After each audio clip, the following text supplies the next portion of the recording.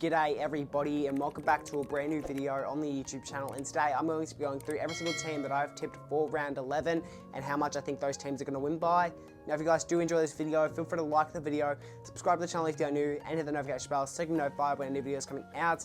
Enough wasting your time, let's get straight into it. Now before we get into the tipping, I'm just going to quickly run through all the tips that I got incorrect for round 10. In total I got 5 out of 9 tips right, so it's not that bad, it's not that good. Hopefully we can have a better round of tipping this week though.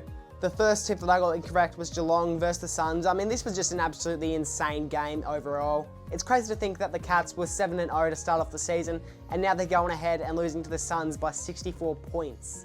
But overall, I really don't think many people were expecting the Suns to win that game, so you can't really blame me for getting that one wrong. The next one I got wrong was another upset win, being the Giants versus the Dogs. In my opinion, I thought the Giants were the better side overall, and I actually had them as premiership contenders at the start of the year.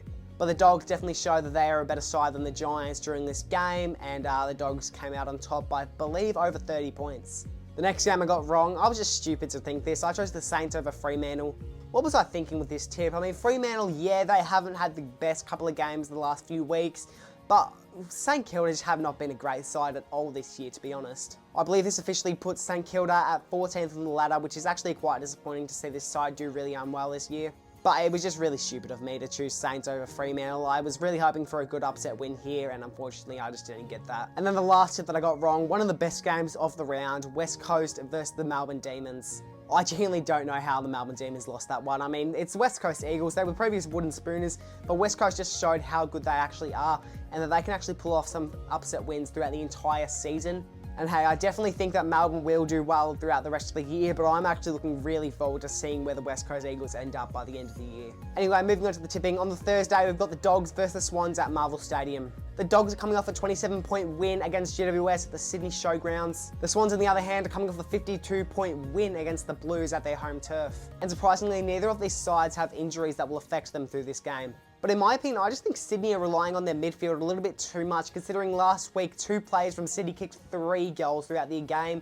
But they can't really do that this week when they've got players like Marcus Bontempelli and Adam Treloar in the midfield with them. But to be fair, Sydney have been undefeated ever since round 3, so I'm going to go the Swans by 12 points. Starting off the Friday, a bit of an interesting game. We've got the Pies versus the Fremantle at Optus Stadium. The Pies have been undefeated since round 2, and yes, I know there is a draw in between there, but that doesn't technically count. But it really just depends what version of Fremantle is actually showing up. Is it the side that bet the Dogs in round 7, or is it the side that lost to West Coast in round 6? Fremantle have got Michael Frederick out this week due to concussion in last week's game against St Kilda. The Pies, on the other hand, even though they have got Reef out and Will Hoskin-Elliott out, they are likely to get Tom Mitchell back and Bo McCreary back this week.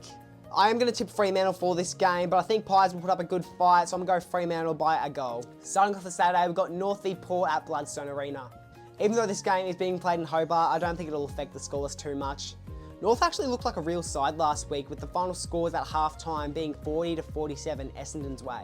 But North pretty much threw away the game in the second half, and they ended up losing by 40 points. Port Adelaide actually looked like they were going to lose to the Hawks last week, but in the final 3 seconds, they managed to score a goal and win the game by 1 point. I think this game's going to be an absolute thrashing, so I'm going to go Port by 40 points. Next game is Blues v Suns at Marvel Stadium. The Blues are coming off a 50-point loss against the Swans last week.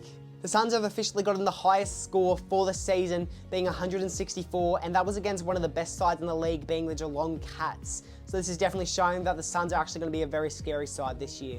This could potentially be a big call, but I'm going to go with the Suns to pull off an upset win, with the margin being 7 points.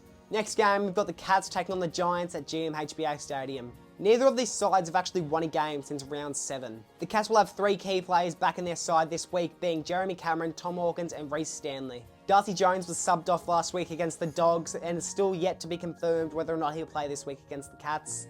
I don't think the last couple of weeks will decide whether or not the Cats season will be turned upside down, because we do actually have to realise that this is a side that was undefeated up until round 8. The Giants, on the other hand, yes, they started off well, but it's just looking like their season can go downhill from here. And since it is being played at GMHBA, I'm going to go the Cats by 20 points. The next game is the Tigers taking on the Bombers at the MCG. I think the Bombers definitely do need a round of applause, considering nobody was actually expecting them to be playing as well as they actually are this year. The last time Essendon lost was in round 4, and the last time the Tigers lost was last week by 119 points, and I could be wrong about this, but I'm pretty sure that's the highest margin all season. The Bombers have only been smashed once this year, and that was back in round 4 against Port Adelaide. I do believe that the Bombers are getting better and better each week, and to be honest, somehow the Tigers are actually getting worse and worse each week. I mean, 119 points is just embarrassing. With the Bombers being one of the best sides in the league, I'm going to have to tip them, and I'm going to go 70 points. Starting for Sunday, we've got Hawks v Lions at Marvel Stadium. Hawthorn were almost able to pull off an upset win against Port Adelaide last week, but choked the game in the final few seconds after Port Adelaide kicked a goal. And the Lions aren't just coming off a win, they're coming off a 119-point thrashing. The Hawks will have Jack Gunston back in their side this week after he claimed to have soreness and missed their game against Port Adelaide last week. Zach Bailey is also back this week after an injury during the events of round 5.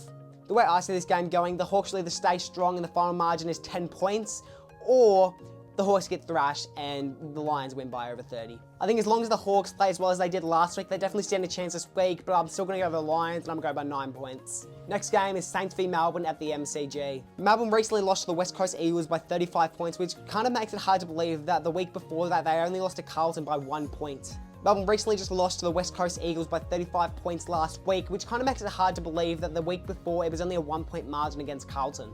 St Kilda lost to Fremantle last week, and it was even their home game as well, which actually put St Kilda in the bottom 5.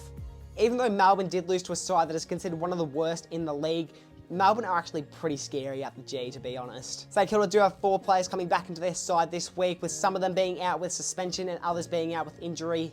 It's not confirmed that Jake Lever will miss this game, but he was subbed off last week against the West Coast Eagles due to an injury. I think Melbourne's odds to win this one are a lot higher than the Saints, so I'm going to go the Melbourne Demons by 16.